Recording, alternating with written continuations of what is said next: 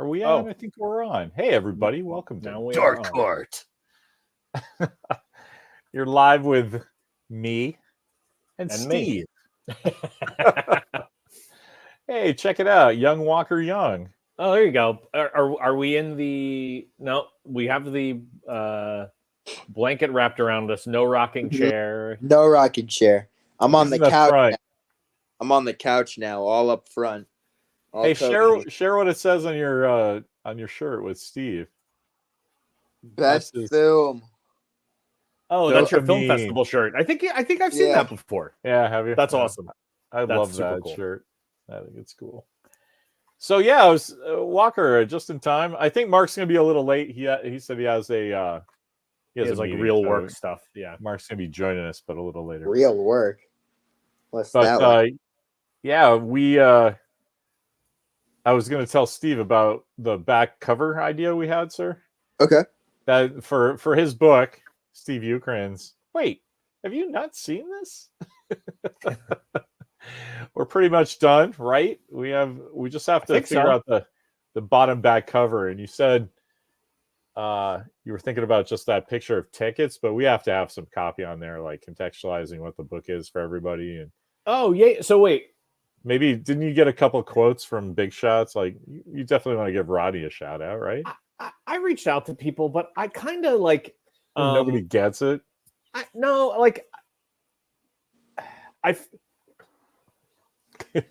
mind. We'll talk about it later. Yeah. But I agree. I don't know if the ticket thing works, but what I was suggesting was I thought the idea, and we can obviously talk about this later, but I love the idea because I think that top picture is Ant-Man. Yeah. It's Ant-Man and the Wasp double feature. And then it would be cool if we had like the Furiosa one underneath. Where I totally get it, but that picture, then there's no like blurb of anything, like, you know. Yeah, and the picture from Furiosa is pretty dark. It looks super grainy. And yeah, you kind of get that it's all of us. I don't know. Let me think of maybe there's something we could add to that ticket picture. What I think is cool. No, this is what we should do with a ticket picture: is just make it the end papers, the inside front, inside back cover. Oh, okay. That's what I was thinking with that. You need some text like Steve Ukraine's debut book. You know, you need marketing copy on the back. Yeah, that's just what Steve Ukraine wrote something. You know, something like that. Yeah. No, I'll figure it out. Yeah. Even Untitled Walker Young has some stuff on the bottom of it. Blurb on the back. Oh, I'll figure out something. Maybe it's tough to put someone on the spot, but I have someone I can ask. No, it's definitely, this is the time to put people on the spot. And then if they say no, embarrass them until they do it, because their name is going to be on a book. Yeah. They're going to like that later, even if they don't like it now. Like Nancy Sen was like, I don't know. No, she does one of the best introductions ever. And I put her name on the cover with other guys, and she has two sons, 7 and 5, I think. And so, yeah, Logan, the oldest one, is like, "Oh, Mom, you're famous." She's like, "Yeah." So that was worth it right there. Right there for that. My kid thinks I'm cool. That's awesome. Tell anybody your kid will think you're cool. We have anecdotal evidence that's a fact. Yeah, I'll pick 2 guys I work with. I think they'd write me a nice little blurb.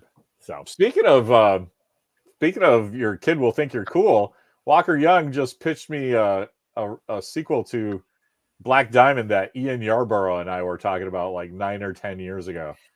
And wow.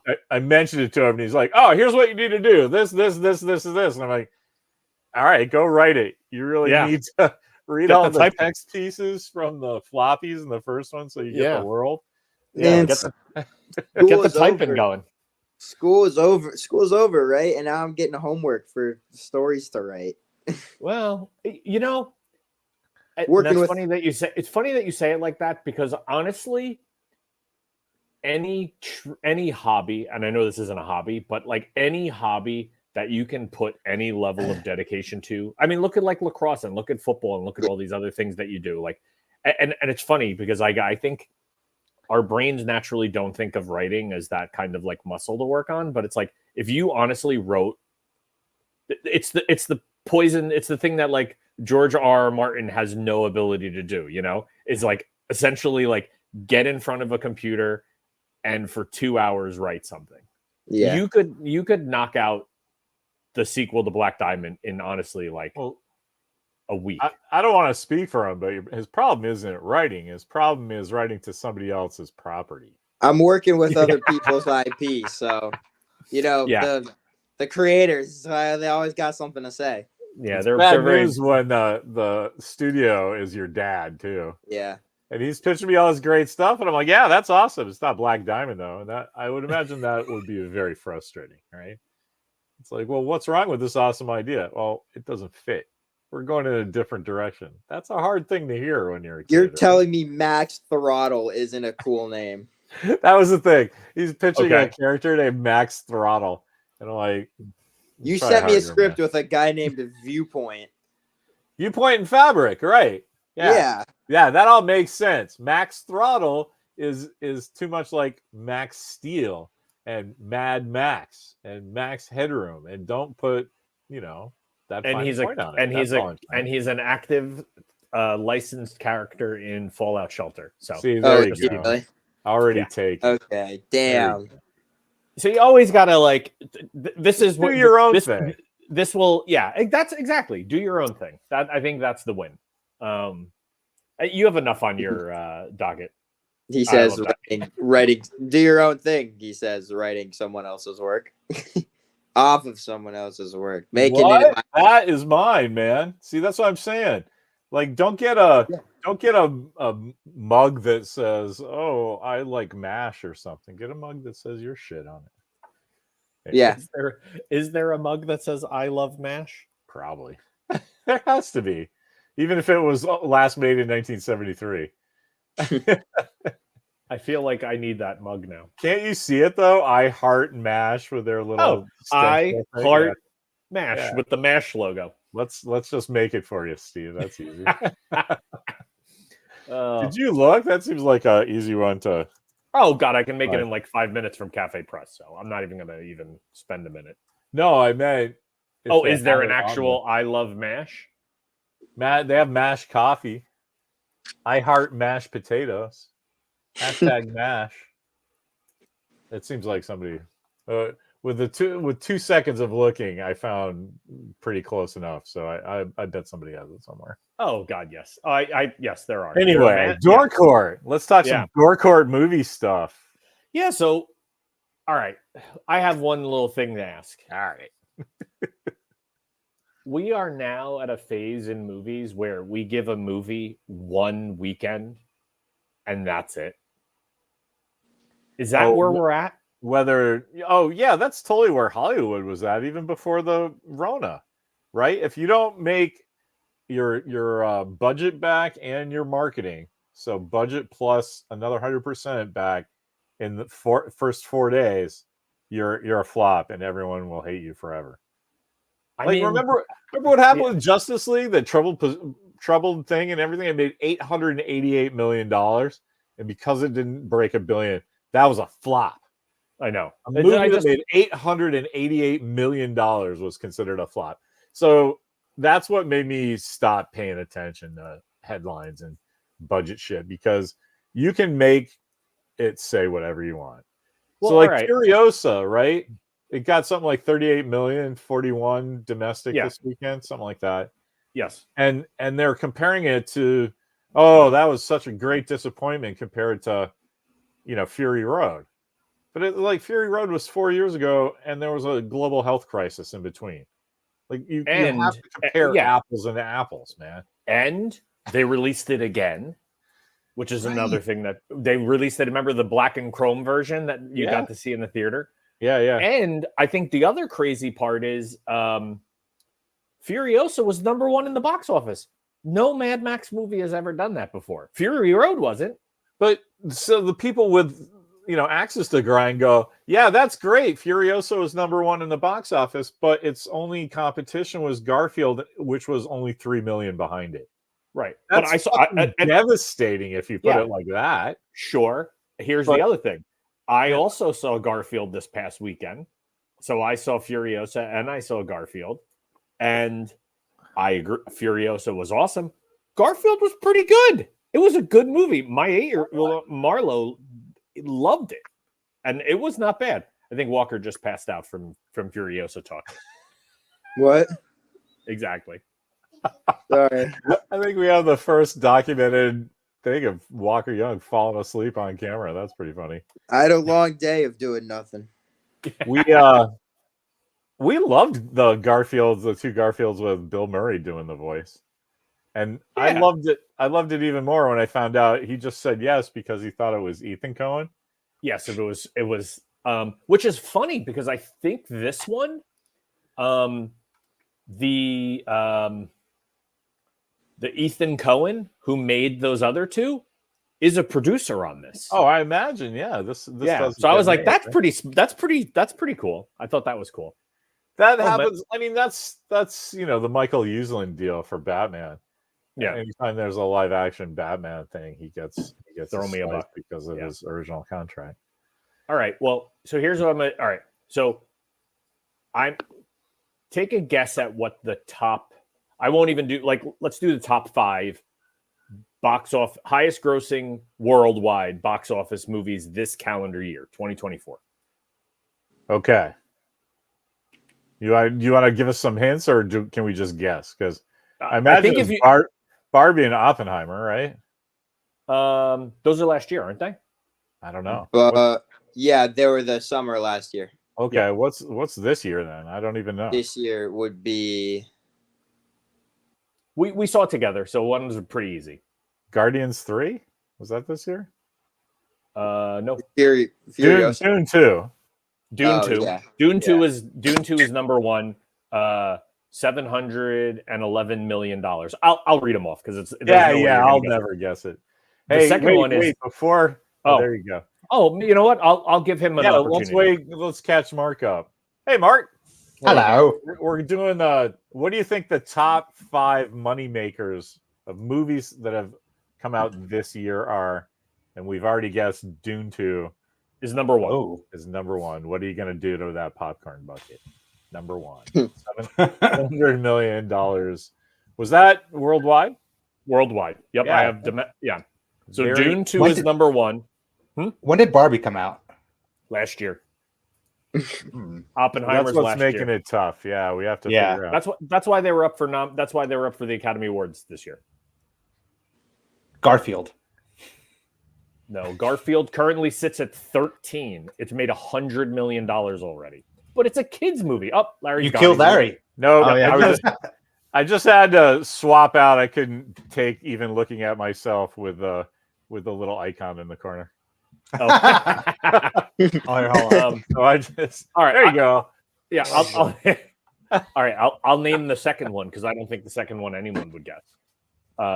Godzilla X Kong, the new one. Really? All right. 567 million. That's nuts. Yeah, that's crazy. The nuts part is half of that is Chris Sagasek. he saw it like 11 times in the theater. Yeah. Where's Kingdom of the Planet of the Apes on this list? That is number 4. Yeah. That has made 303. So we're missing number 3 and number 5. We've also saw number 5 together. So number 5 is actually an interesting one that hit the list. That we not Ghostbusters. Ghostbusters is 5. Wow. That's made 200 million. Huh. Well, Okay. That's great. We'll see more Ghostbusters movies. Huh? What's another movie with borrowed interest? It's a sequel. It's a cartoon. It's a kids movie. Trolls? Nope. Encanto. No. That was like 20 years ago. It's Kung Fu Panda 4. Yeah. That's the return of Jack Black. 539 million. So the top 5 is like Dune 2, Godzilla Kong, Kung Fu Panda, Kingdom of the Planet of the Apes. So that's relatively newer. That's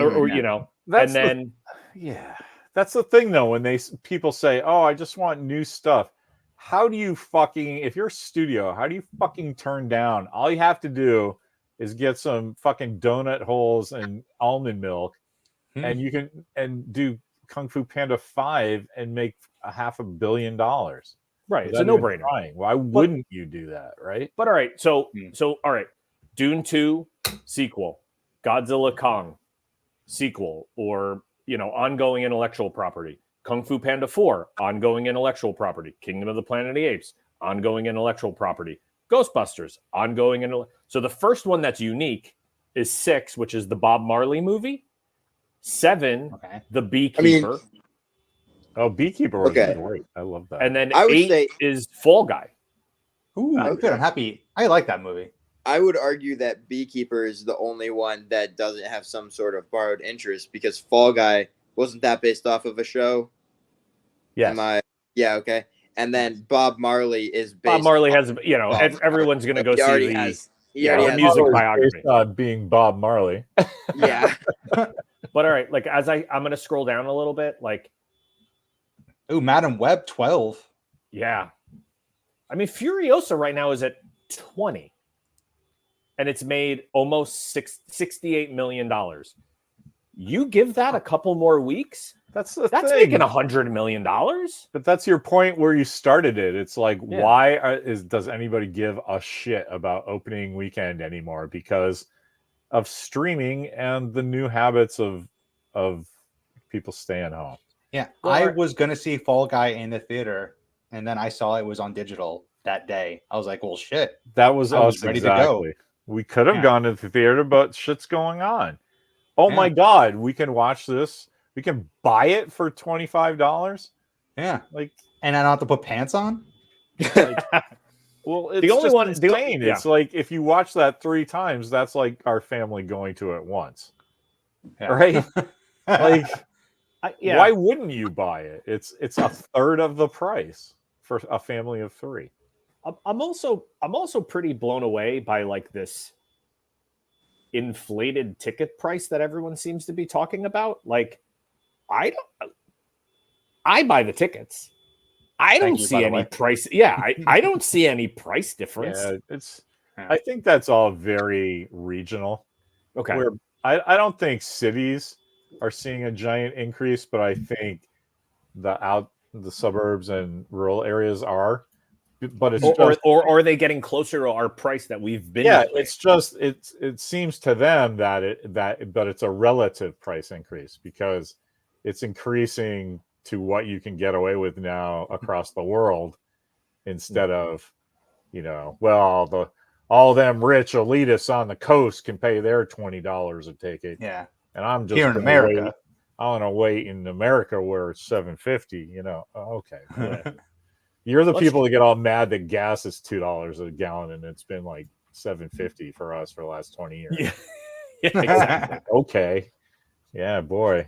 Blame the president for that. Hey, speaking of presidents, 34 guilties to 0 not. That was an interesting day. I don't know. That was my phone was like buzzing nonstop during my meeting, and I was like, "What is going on?" It was like Trump's New York hush money trial. 12 people who came with an anonymous thing for 34 unanimous counts. So as I told Mark, I removed all politics out of my life, and it has been the most wonderful gift I have ever given myself in the world. So I didn't even know he was. So what? He was arraigned or something? Yes, that's awesome. Well, no, I mean, I don't know how you remove all politics from your life because I'm a very apolitical person. But all they had to do was close down my perfectly good highway for 37.5% of the week for no fucking reason anyone can. And then and then all of a sudden I got pretty political. So I got the news on. Yeah, I have every political term and name that you could imagine as a blocked thing. So as long as the next Mad Max movie is not called like Mad Max for Trump in the Road or something, I'll never see it. So anyway, that's crazy. The guy from Mad Max, the Praetorian Jack, everyone is floating him as Solid Snake in the Metal Gear Solid movie. Have you seen that? Right. Same hair, same face, same jaw. Do it. I don't know who the hell that guy is. We looked him up, and I think he hadn't been in anything. I don't. That was like the He was in like a bunch of TV shows. Weren't we looking? And he was like, you saw he was in a bunch of TV shows. I was noticing because I got served the new Lord of the Rings TV show. Like the Ring of Power. Yeah. They're actually putting Tom Bombadil in it. That's awesome. Which, if you've read the books, that's kind of as crazy as that's gonna get, right? Like, isn't Tom Bombadil? So he's Groot, basically. Huh. Well, I always thought Tom Bombadil was like God, but maybe I've read it incorrectly. Oh, I see what you're saying. Like, okay, like this is a talking tree, man. No. He's the wizard. He's like the not the ant guy. Oh, he's the wizard. No. Yeah. He's the long beard or whatever. See, they're not spaceships or bikinis, so I don't. Yeah. I can't keep this. Yeah. This is all this. See, it's funny because that's all the dorky shit I used to read when I was like 9 and 10. So it's like, burned into my skull where it's like, oh my God, I am going to get to see Tom Bombadil on a TV show. It's attribute it. It's like, we still haven't gotten Jackson. We will get in the Star Wars. We will. It will happen. Oh yeah, in the Star Wars. We'll get the Jackson in this. Have you guys seen that show Sugar? Yes. Yes. How far into it are you? Finished. Done. It. Loved it. Did you spot the spoiler early on, or absolutely not? Really, complete surprise to you? Well, I mean, not a you knew something was surprise. You knew it was something. Okay, but we didn't know it was any premise. What is this? So Jack Colin Farrell's detective. in a detective show and based in LA in the modern day. And his name's John Sugar, which I immediately loved because I assumed that his parents were red lectoids in the eighth dimension. Yeah, John Sugar. Oh, funny. And so it's a really interesting thing. It's 8 episodes long, and right around episode 3, he's just trying to solve a missing girl thing, right? It's like every cool noir detective thing ever. He's a good fighter. He's empathetic. It's excellent. It like hits all the noir tropes. The cool little twist to me is it takes place in the modern day. It's present day, and they kind of shoot it and treat it like it's a noir, right? So you're already kind of, as an audience member, you're a little off balance already. And they start dropping this stuff. He gets weird headaches. He's got like a shaking hand thing. He's got like handlers he reports to. So you kind of think maybe it's this weird like John Wick kind of deal or some kind of military. We just watched The Peripheral, and it kind of reminded me of that a little. That there were like souped up military guys kind of going wrong because their human bodies aren't supposed to handle it. And there's weird stuff like he has a doctor that says like non-doctor things to him, like, so how's your intravenous drug use going? And he's like, yeah, it's cool. Like, no, stuff like that. And so do you want to tell the reveal then? So it's not just me talking for 20 minutes. And then like episode 6, he just gets all beat up and he's just kind of in a bathroom and he's like, and he kind of injects something in his neck and he turns into an alien, a blue little alien guy. Yeah. And you're like, what? So it's completely. So the reveal is that all these guys are just aliens observing Earth, and so all his little film noir stuff is just he loves movies and he picked them up from movies because that was part of his research on Earth. So wow, he gets to be in LA and be a private detective. This is fucking bananas. This is great. Yeah, and maybe all the missing people are part of some larger conspiracy, like the the groups of aliens. Yeah, who knows? But it's just like, well, apparently they are. So the cool thing is they kind of they ended up the mystery. You should watch it because that's not even the big thing. Yeah, but they ended it so like. That the aliens are sort of involved with the rich elitist white people too, who sort of know about what's happening. So everything, and it's sort of like a really cool, strict, modern day, whatever yuppies are now, version of They Live, to the point that Walker loved that so much. We watched They Live a couple of days later. And there you go. And it's thematically the same, isn't it, Walker? Yeah. Like this weird shit's going on, and you really can't tell until you know what's happening, and then until you're in the know. Yeah. And then Buck Flowers is in the silos underneath with a tuxedo on. Hey, I'm happy you joined the crew. Buck Flowers. These guys are great, aren't they? How do you know who Buck Flowers is? Because he's in everything. That's how I feel about the Con Ed guy. Did you see the little thumbnail I did for today's show? No. The Con Ed guy from Ghostbusters. And then I did and so I did all the copy at the end, and it turns out there was this cool story about the Con Ed guy, but it turns out it was the other one, the skinny guy that's on the skinny guy that's at the the thing. What's going to happen if I turn this off? I don't know. That guy. There's a funny anecdote about it that they do a long shot from him of something in New York, but they did all those scenes in LA. So when he drops his thing and his belt is falling down and all that, that's real because he's wearing the other guy's stuff. Oh, that's pretty funny. That's kind of funny. So anyway, so I put the thumbnail up and it was the wrong guy. So if anybody notices of you guys, because you two are the only people who had ever noticed, Walker hasn't seen Ghostbusters enough. If you happen to notice that, just go, Larry did that on purpose. It's a meta joke that I used a different guy because two different guys shot the same scene in New York and LA. Got it. So the guy who wrote Sugar wrote The Cell. Yes. He wrote I Am Legend. He did the story for the original Thor. And then he wrote the remake of Old Boy, the Spike Lee version, which I actually like. And this is his first TV show. Yeah, Sugar was great. He knew what he's That's cool. doing. Yeah, I loved it. Our family kind of didn't just rip off Jack Fry. Well, our family kind of didn't like it because, like, Walker was pissed off there was a supernatural film noir detective, and I'm like, ripping it off, man. You're like good, man, because Jack Fry is not an alien. Oh man, dude, you got to see. You have to see Cast the Deadly Spell. That is, if you have not seen that is like. Because he's the opposite of your guy, because he's a guy in a world of magic who doesn't want to use magic. Yes, but I think it's like, it's Fred Ward. I don't. He's amazing. Not Remo Williams. He plays Gus Grissom in Right Stuff. Walker, the guy who sinks. Mm-hmm. That's that actor. And well, why it's different is he plays like Detective H.P. Lovecraft.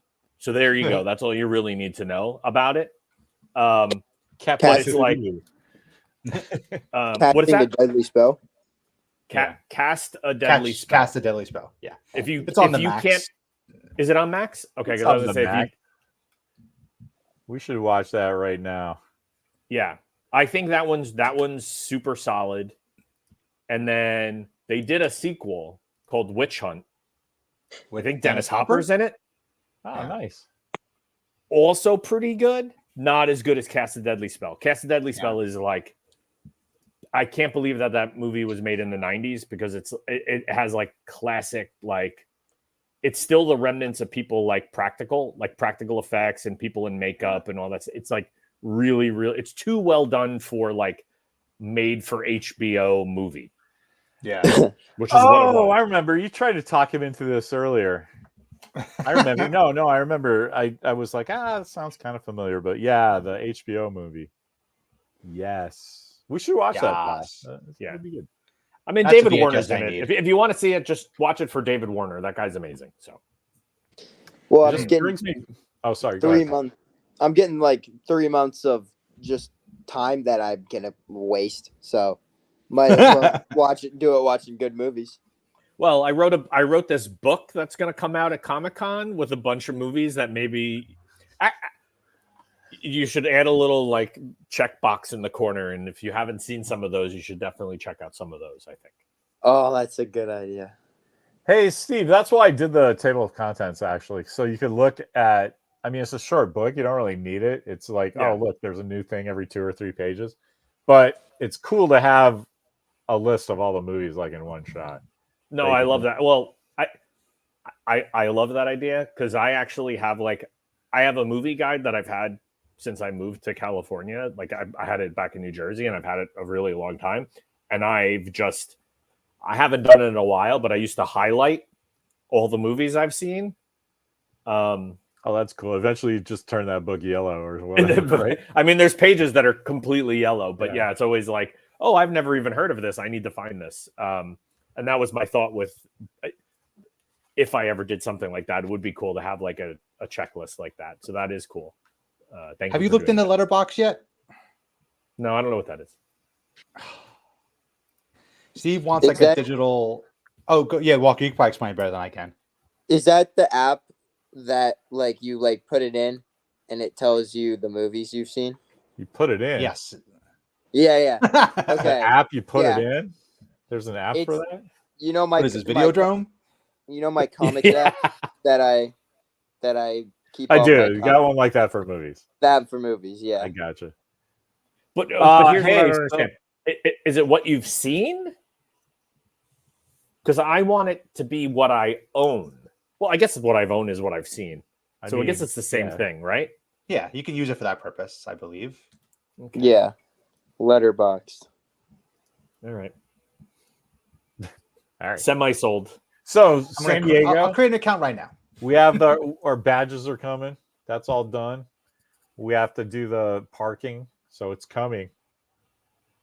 Where we at? May 30th. So we're like 2 months out, man. Are you excited for San Diego? Because I am. I guess I have to buy a plane ticket. Why don't you just drive down with us? Because I have shorter time this time. Oh, that's right. You have. I'll come out Wednesday, so I won't really miss that much Wednesday morning. But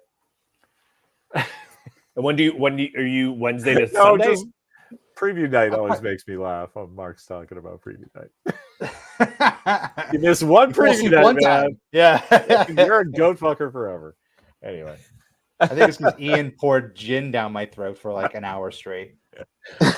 So there's this epic year. Just Mark fell asleep, and we went and did preview night. We're like, night, whatever. Mark's gonna miss this one. That's okay. Preview night's pretty light, as long as he just hit it hard, and he'll be here for the rest of the week. That's fine. We did all of preview night, ate dinner, and came back, and he was still 11. And Mark gets up off the couch. He's like, "Oh man, yeah, sorry, just had a quick nap. Are we ready to go?" Like, good, Mark. It was just so adorable, Yeah. Back in the day when. And then I jumped on him and threw out my back for 3 days. Oh, how's your ankle? Speaking of which. Oh yeah, it's okay. Can you walk? You can walk, right? Yeah, I can walk. Doesn't hurt, but it's still pretty puffed up. So that's still one of the Louis C.K. sketches. It's got soft tissue damage all over the inside, but it's doesn't hurt. When you go to the doctor and you're like, "Cool, so just do these for a couple hours each day." Right. It's like, "Cool, when will it be better?" Oh no, never. Never. So I know that because this is probably the 10th or 15th time I've done this. So I have some of those little bands for my knee thing that happened last year about this time. And so that's exactly what I did. I got the small yellow one, and I'm just going, just, making sure it goes back down. Yeah. Anyway. So it goes back down eventually, Walker. Phrasing. Anyway. So do you think DC, speaking of Comic-Con, do you think DC has the comic book area again or no? Oh, I couldn't tell you. I haven't been following them. What's going on with DC? I haven't either. But last year was the first year that right before area, right after the San Diego. So I'm guessing around 2005. Let's do it like that. Marvel started getting pissy, right? And they're like, "Well, we're not coming," and it actually did have some negative effect on the San Diego show, right? Except the next year, DC did that too. Like they always, when Marvel does something, DC does it too later. right? And they're like, oh, well, we're being mistreated in a very similar way. So we're going to poo-poo. And then it didn't matter because nobody cared. So then DC comes back the next year and Marvel comes back. And then it's just kind of a thing. Everybody gets their little noses in a bent out of joint about something. And like, well, you said something bad about Hellboy once, so we're not coming. And, you know, the show doesn't care anymore because there are other companies that are big. Like if you do Image and Skybound together, Kirkman's thing, that's a giant thing in the middle. So that's what they did that first year. They're like, okay, now Image has your spot, and DC went, oh shit. Well, and you know the other thing I was going to say is so I don't care now. Last year also with like the strike proved that any format of Comic-Con will be amazing. So like you're either in it or you're not, which is why like I follow on Reddit. I follow all like the San Diego Comic-Con Reddit because it's 90% of people like, it's my first time. What do I do? What do I know? I don't know what I'm doing. I don't have a hotel room. Where do I park my car? And it's just like so many people are just like, all they've heard for like a long time is like, you have to go, you have to go, you have to go, you have to go, with like no, like, what am I going for? Like, what am I going to see? And it's just like, you don't know. It's kind of, I don't know. I like that years ago it was a little more like, okay, you know, Marvel Booth's going to have something crazy, but now that they're part of Disney, it's kind of not that. And now it's like, okay, another booth's going to have something crazy that you're not expecting to see, you know? I don't know. I was listening to you and trying to answer something to Mimi at the same time, and I actually said people talk about it, but I wrote talk about tit. Because I was trying to listen to you at the same time, so hopefully Mimi will just blow by. Laugh it off. Like, that's my husband just being an idiot. Always talking about tits. Always. She just wrote, she said tit. Said tit. Oh. Oh, Larry. You can blame Steve for that one. No, I blame myself because the reason I pointed out is because I just did what I get mad at Mimi doing. That she doesn't get that Walker and I live in the living room and the kitchen, and so she uses it as an adjunct to the many places that she does work, which fair enough, right? Mm-hmm. God bless her, but like if you're sitting in the living room, we think that you're available to talk, and if she's doing all her, you know, like she'll do the whole like, don't bother me, you know, and we're all like, oh, sorry, you just asked us for cookies. We thought you were being cool, but you know, there's a lot of work stuff going on, so. So I just did the same thing. I was like, I'm listening to Steve, but I'm trying to do a little work, and then I fucking write tit by accident. I love it. You said tit. So special effects. Here's my newest thing, guys. Walker you guys know about Dead or Alive, that he just popped off this really cool movie. I know, Steve, thanks on the thing that I wrote. You said some nice stuff. I don't. Oh, yeah, Walker, it was very cool. He's not on Facebook, so he didn't see it. But, me and Marlo watched it. It was very good. Oh, who did she think got shot at the end? You know what? I'll ask her. I don't think we even chatted about it. I was like, you want to see Walker's new project? And she was like, yeah. And then we watched it. And she's like, oh, cool. She was, she said, oh, I gotta ask her. I'll ask her. Well, she's not here right now, but I'll ask her and I'll post it. I'll tell you. Anyway, there's that bit where, you know, the sheriff has the wanted poster and asks the drunk guy. Anyway, so I made like, I guess 4 or 5 of them. Oh, he's going to go show you. Because on the day, you never know, right? Somebody will drop something or whatever. We had a few in case something happened. And they all look differently, of course, because it's just stuff it's like a little wanted poster with Jasper's picture on it. But what's that material? When I was in 3rd grade, I had a pirate treasure map I was supposed to do for class. And I drew it on a piece of typing paper, and my dad just like, oh, come on, let's go to the kitchen. Poured coffee on it? Just something he knew from Young's Diner. You put lemon juice all over it, and then put in the toaster for like 3 minutes, and it oxidizes instantly and dries it out. You pull that thing out, and you can go shoot right now. It's really cool. So I made a few for crew gifts for the lads, and I thought, hey, I'm on this crew gift thing with Angry Girlfriend and all that. So I'm like, maybe we can put a little like secret dorkart.com/crew gifts thing, and just you have to know, that URL to know that it's there. I don't know. I love that idea. That's awesome. Yeah. What do you think about that? Because now we can get Jasper to autograph it. I asked one of my buddies, and he's like, if you have a certificate off the authenticity for the Angry Girlfriend, I'm like, all right, but you just doubled the price now, right? If you're making it a real thing like that. So that's what I was doing today, designing our little thing. And Walker's birthday is June 24th. It's coming up. Not that we're saying get him anything, but I'm getting him something, which was a paper embosser. So that has the Dorkart, not Dorkart, the Front Yard Films logo on it. Oh, nice. The lower corner of our movie prop. That's certificate, crew gift things. So, yeah, that's what I was working on today. So I'm getting really excited for San Diego, is what I'm saying. So, dude, San Diego is I'm excited. We'll all have something there. That's kind of insane. I'm excited to see what Larry puts on the flea market table. That I'm excited to see. Because I think that level of conversation, level of conversation we had with people was so unique. Oh, look, Mark's got his. There you go. Well done, Mark. Cool. Oh, mine's dude, I don't even have that Dorkart hat. Mine's up in the rafters. I wouldn't even be able to get it down. With my... Cool. Look at now you're bragging. He's pulling what do you got, them all? He's got his Thank You Johnny Favs hat, which I don't, Walker. Yeah. I think it's cool that mine is out in the world because my kid lost it in a theater. That's Thank You Johnny Favs hat? I didn't know that. If you have to lose a hat, that's the perfect way to lose that hat. I just like... Here's the best part about that story.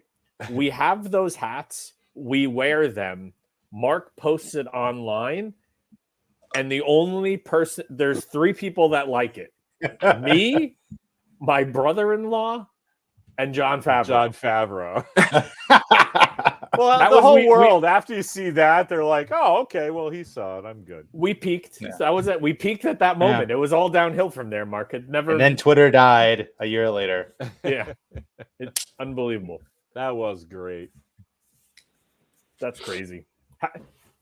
Have we ever done... I know we were trying to figure it out the one time. What do we have a list of all the movies we've seen in the theaters together?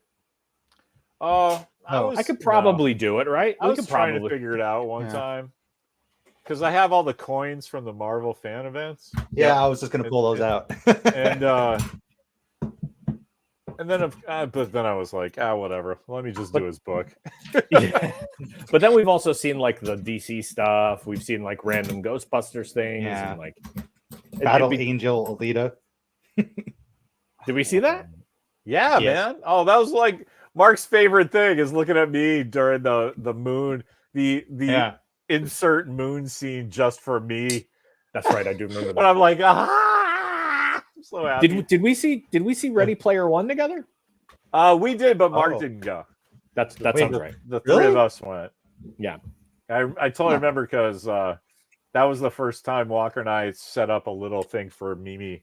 So we made her a little hot chocolate stuff and little treats, and so she could watch The Crown by herself. So that kind of became a thing in our house. I think that might be the one where we took. Is that the one where we took the picture with Orville Redenbacher? Maybe. No, Mark. The one with Orville Redenbacher. Mark actually took the picture. That's why, did he? Yeah, that's Captain Marvel. That's why I think that's so funny, because it's like, oh, was Mark with us? Yes, he was the guy behind the camera. That's funny. I didn't even remember. That's even better. That's crazy. No, I gotta for some reason I really remember like taking pictures. I always get a I don't know, big sense of community out of that. It's like, I don't know. It's funny. It's weird. And now who cares, right? Nobody goes to movies anymore. Well, supposedly, movie? right? Yeah. Well, speaking of which, it's May 30th. I'm looking at what is coming out in the next few months. Go on. Yeah. I'm looking. Hold on. Processing. I don't. Deadpool and Wolverine is July 26th. I think that's the only one that I see. Like, have we found out if they're doing an event at San Diego?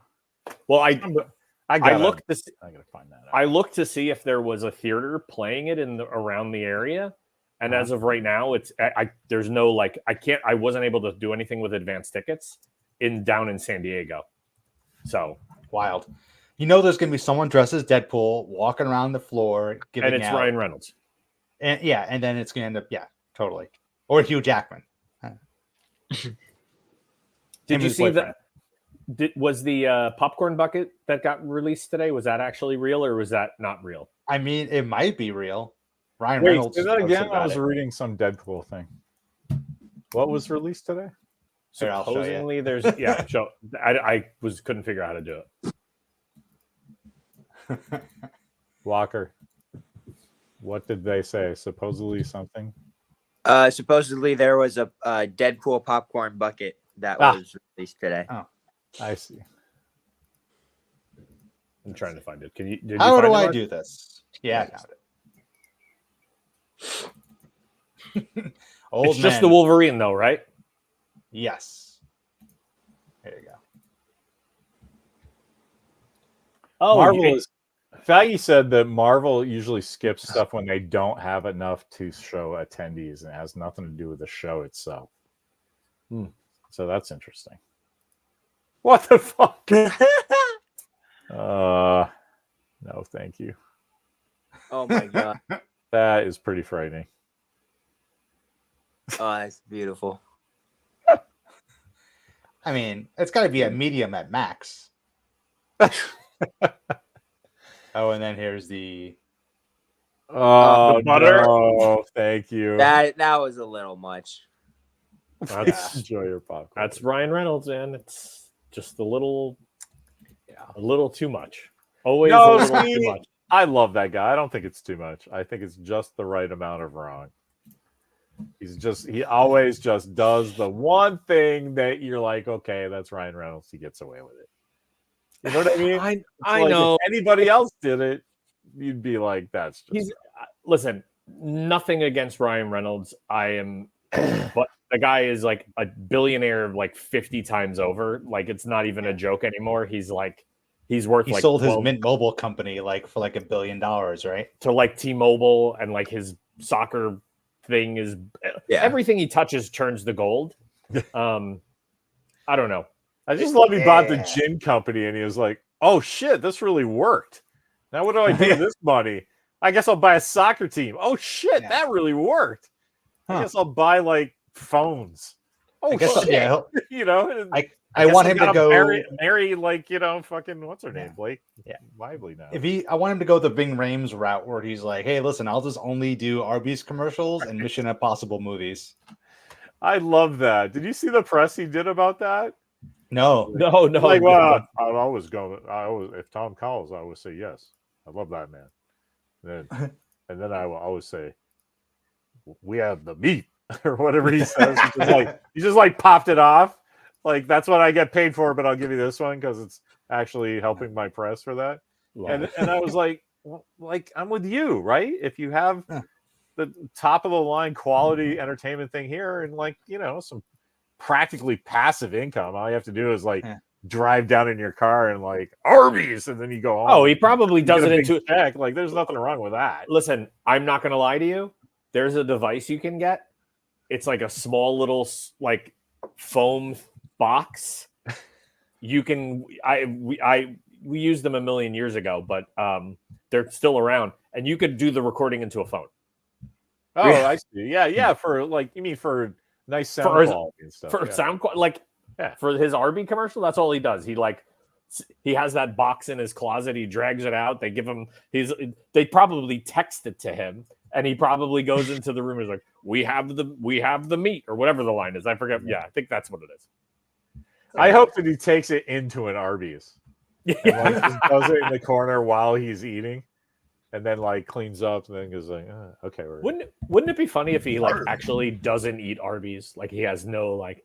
I can't imagine he'd be directly connected to something that he didn't actually like in that sense. But wouldn't it be kind of ironic? Honestly, if he's retired, except for that, he obviously likes doing it for whatever. I get paid in big beef and cheddars. Yeah, whatever. Yeah. You guys remember Josh Richardson, that dude who did some stuff for me when we were above Isotope? He used to like I'd tell him, hey, we got to ship something, or we have to take something to the post office, and it'd be around lunchtime. I'm like, come on, let's go, because I knew he liked Arby's. Remember, there was the Arby's in Westlake. Oh yeah. That's gone, right? That's I would gone, take him over there, and dude would just go to Arby's and get like a cup of their sauce. I'm like, what are you doing? He's like, and he'd just go like this. Oh, this stuff's great. And I'm like, I don't know, Josh. No. Like, seriously, I will buy you lunch, man. It's cool. It's on me. No. That's amazing. I've only gone to Arby's once, and it was with Steve. We were coming back from the chicken coop one day. Oh, we just stopped there. That's right. It was something different. It was I've never been to Arby's. Have you been to Arby's? No. Let's do it. Let's do it. Yeah. The chicken coop. Hey, there you go. Hey, Chris. Chris. Thanks for hopping in, Chris. Ask us some weird thing. I loved Fall Guy, by the way. I would watch that a million times. Walker gave it his highest compliment. Do you remember what you said, Walker? He'd watch it again? No, it's higher than that. The ultimate compliment from this young budding filmmaker.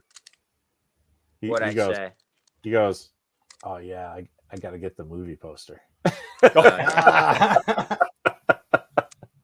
That's cool. So when you got the Baby Driver movie poster, what's the other one you got? Oh, Uncharted.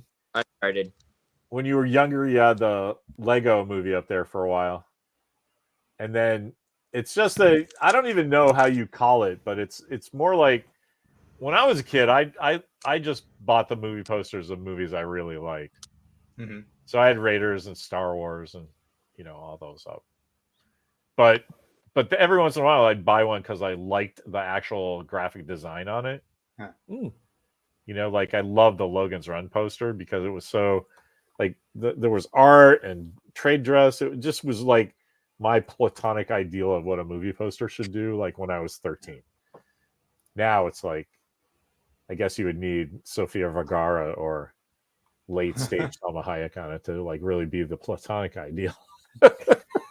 You changed my, because I remember like watching like a Stranger Things or something that's based in like the 80s. And I'm like, no way are these kids in this rural town nowhere going to have like a thing accurate poster or like a Star Wars poster. And then you're like, I did. Yeah. It was just totally you said $2 and I lived in the middle of fucktown nowhere. That's the only joy we had.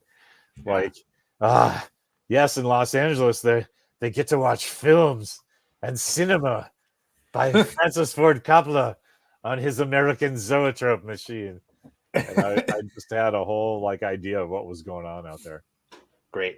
I can't wait for my Coppola Wines ad on Instagram to show up because you just mentioned his name. Yeah, exactly. I'll definitely get served that, considering my my mother's aunt is a Coppola as well. So now I have it in my contacts already. So it's going to be your mother's aunt is a Coppola from that family, or just I don't know if the I mean, obviously back in Italy, it probably is the same. We called it. Oh, sure.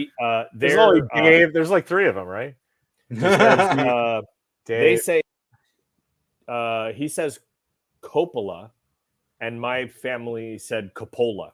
That was the big. That was the delineation. Same spelling, same everything. All from Italy, but different. No relation. I knocked on the door in San Francisco. They didn't know me, so. I wasn't part of the family. We went to the vineyard once back in the day. They have a pretty impressive collection of his movie props. Like, they have a Tucker, the full-on Dracula suit. I like that quite a bit. And like Mimi was like, "Oh, look at this wine." I'm like, buy this full size Gary Oldman. So sorry, Mr. Oldman. So Walker, what movie posters do you currently have hanging in your room? Did I hear Baby Driver? Yeah, Baby Driver, Uncharted, and then 5 Yards at a Time. That's your movie. Yeah. I know his titles, man. I know his titles. Yeah, I saw that look. This isn't week one. His buddies were over for the shoot and saw that 5 Yards at a Time poster I got him for Christmas, and they were like, "Where did this come from? Who's that? Holy shit, that's Walker!" And I was like, "That's awesome. Yeah, that's cool, man. That's an effective poster because like the studio sent as a wrap gift. Seamus is in there, right? Yeah, exactly. Crew gifts. I do have a print quality JPEG we could give everybody with their copy of The Matrix. Yeah, dude. Steve, tell Walker this. I think he doesn't. I haven't told him the plan. Well, whatever the price of the book is, which I think Larry, your dad, is the master of what the proper price of a book will be. But for every copy that I sell, I have a copy of The Matrix on DVD that I'll give because I have like 250 copies, 300 copies of it. Why? How? How? What question do you mean? How? Why? I don't care about. I don't really care about the why. I know people do things for their own reasons, and sometimes we'll never understand. But how did you come to acquire so many Matrix movies? 45 years ago. No.